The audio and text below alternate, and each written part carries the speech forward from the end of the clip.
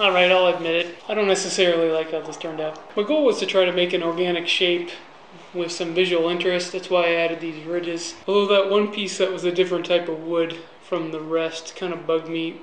Most of it was oak, and then I think that one piece was ash. Same type of wood as this. Just needed that one more piece of wood to fill in the gap. That's why I painted it. I just had some silver paint lying around, and it was just an experiment to see how it would go. So anyway, that's it for this video. If you made it this far, thanks a lot for watching. Hopefully the next project will have a little more magic. See you next time in Cammy's Garage.